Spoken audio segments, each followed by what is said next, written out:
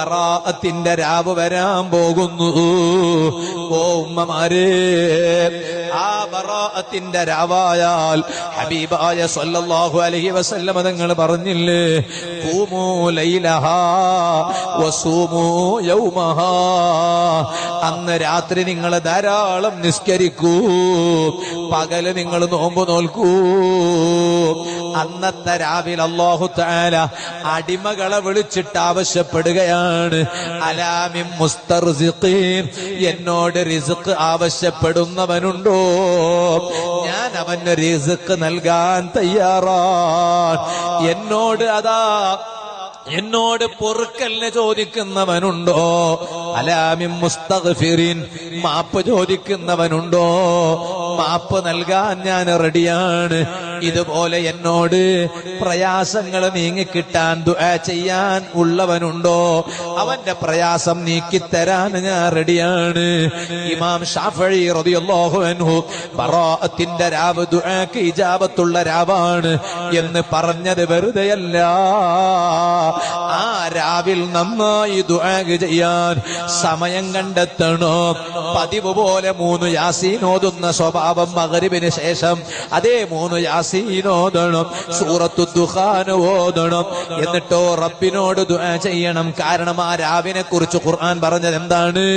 അതേ മഹാന്മാരായ പണ്ഡിതന്മാർ അഭിപ്രായം പറഞ്ഞില്ലേ, ഫീഹാ യുഫറഖു കുല്ലു അംറിൻ ഹകീം. ഓ ചെറുപ്പക്കാരാ, എന്നും രാത്രി നീ ടെറഫിൽ പോയി കളിക്കുന്നവനാണല്ലോ, ആ ബറാഅത്തിന്റെ രാവിലെങ്കിലും ടെറഫിലെ കളി ഒന്ന് നിർത്തണം മോനെ. ഓ വാല് കേൾക്കുന്ന പെങ്ങള്, എന്നും കൈവെള്ളയിലെ മൊബൈൽ നോക്കിയിട്ട് കിടക്കുകയല്ലേ? ബറാഅത്തിന്റെ രാവിലെങ്കിലും മൊബൈൽ ഒന്ന് മാറ്റി വെക്കണം മോള്.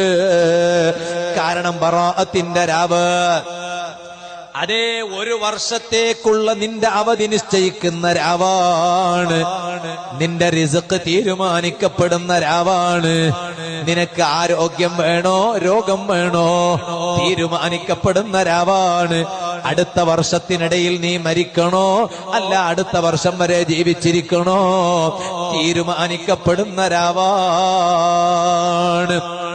അപ്പൊ പിന്നെ ലൈലത്തുൽ ഖദ്റിലാണോ ബറാഅത്തിന്റെ രാവിലാണോ? മഹാന്മാരായ പണ്ഡിതന്മാർ പറഞ്ഞു, ബറാഅത്തിന്റെ രാവിൽ തുടങ്ങും. ഇതെല്ലാം കണക്ക് എഴുതാൻ തുടങ്ങും. ആ തുടങ്ങിയിട്ടത് പൂർത്തിയായിട്ട് പിന്നീട് അത് മലക്കുകളെ ഏൽപ്പിക്കുന്നത് അത് ലൈലത്തുൽ ഖദ്റിലാണ്. അപ്പൊ 2 രാവിനും അതിൻ്റെതായ വിശേഷണങ്ങളുണ്ട്.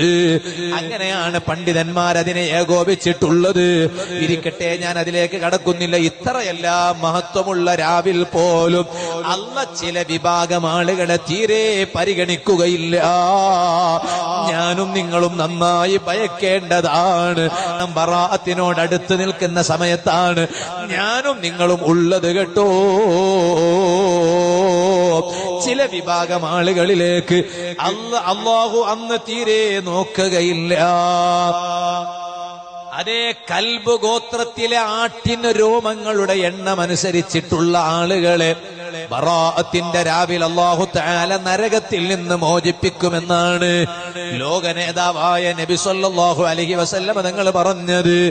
അത്രയും നല്ല മഹത്വമേറിയ രാവിൽ പോലും അല്ലാഹു തആല ചില ആളുകളിലേക്ക് തീരെ നോക്കുകയില്ല. അവരാരാണ്?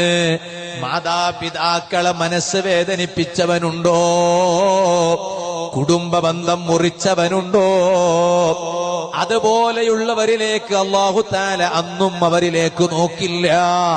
അതുകൊണ്ട് ബറാഅത്തിന്റെ മുന്നോടിയായി എല്ലാ മക്കളോട് ഞാൻ പറയാണ്, ഓ ജീവിതത്തിൽ സ്വല്പമെങ്കിലും ഉമ്മാനോട് പിണങ്ങിയവരുണ്ടാകും, ബാപ്പാനോട് പിണങ്ങിയവരുണ്ടാകും.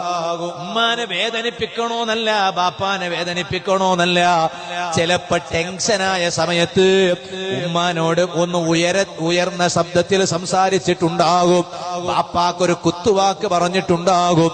അത് ഉമ്മാനോടുള്ള ബഹുമാനമില്ലാഞ്ഞിട്ടല്ല, ബാപ്പാനോടുള്ള ബഹുമാനമില്ലാഞ്ഞിട്ടല്ല.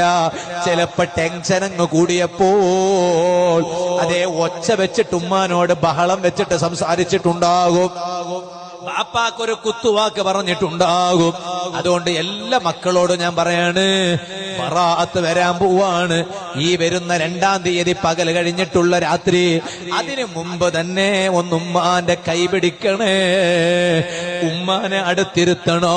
എന്റെ പെങ്ങന്മാരെ കേൾക്കുന്നുണ്ടല്ലോ, എന്റെ വാല കേൾക്കുന്ന പെങ്ങന്മാരോട് പറയട്ടെ, പലപ്പോഴും നീ കോളേജിലേക്ക് പഠിക്കാൻ പോകുമ്പോ നിന്റെ തലയൊന്ന് ശരിക്കും മറക്കാൻ വേണ്ടി ചിലപ്പോ ഉമ്മ നിന്നോട് പറഞ്ഞിട്ടുണ്ടാകും.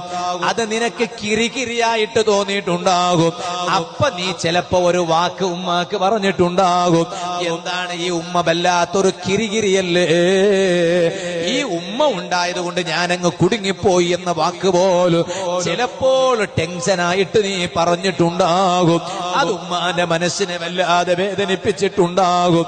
ബാപ്പ നിന്നോടൊരു നല്ലത് പറഞ്ഞപ്പോൾ ആ ബാപ്പാന്റെ മനസ്സ് വേദനിക്കണ വിധത്തിന് എന്തെങ്കിലും നീ ഒന്ന് പറഞ്ഞു പോയിട്ടുണ്ടാകും. അത് ബാപ്പാനോടുള്ള ബഹുമാനമില്ലാഞ്ഞിട്ടല്ല മോള്, ഉമ്മാനോടുള്ള സ്നേഹമില്ലാഞ്ഞിട്ടല്ല.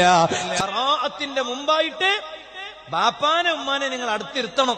വീട്ടിലുള്ള മക്കളെല്ലാരും അടുത്തിരുത്തണം. ആ ഉമ്മാനോട് പൊറുക്കലിന് ചോദിക്കണം, ബാപ്പാനോട് പൊറുക്കലിന് ചോദിക്കണം. അതിന് ബറാഅത്തിന്റെ രാവ് ഉദിക്കാൻ നീട്ടിവെക്കണ്ട, നന്നായി ഉണരണം. കുടുംബ ബന്ധം കുടുംബത്തോട് പിണങ്ങിയവരാണോ ഒന്ന് പോയി യോജിപ്പിലാകണം. ഞാനിത് വെറുതെ പറയുകയല്ല.